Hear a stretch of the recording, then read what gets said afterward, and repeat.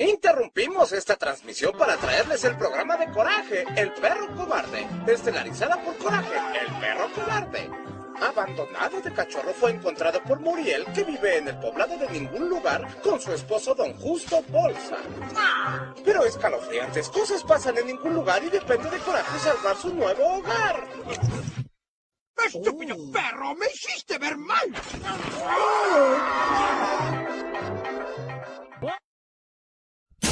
La tormenta es otro rollo.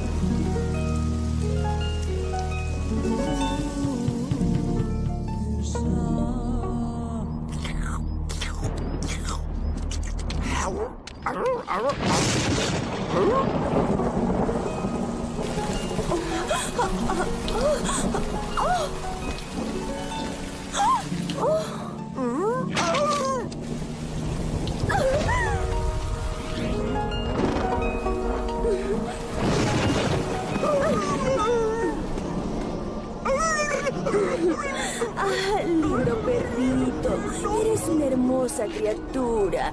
¿Quieres jugar conmigo? Ve por la pelota, ¿sí? Oh, ¿no es hermoso? Coraje, hiciste una amiga. Pasa y toma una taza de café. Me encantaría.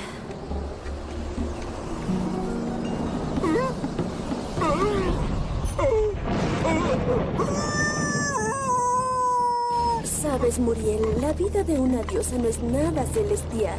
No, supongo que ser la diosa de la tormenta no es fácil. Es solo que perdí a mi precioso perro, Duncan.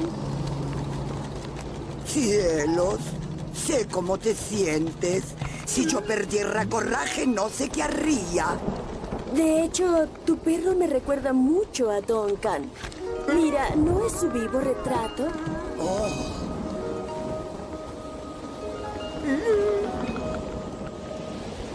Oh, sí, son muy parecidos.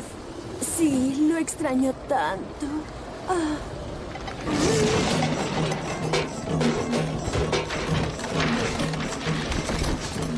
Vaya, la brisa está algo fuerte hoy.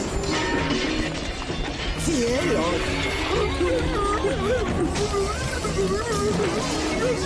Bien, ¿y dónde piensas buscar a tu perro? Muriel, ¿no te molestaría si llevo a Coraje a tomar un poco de aire, verdad?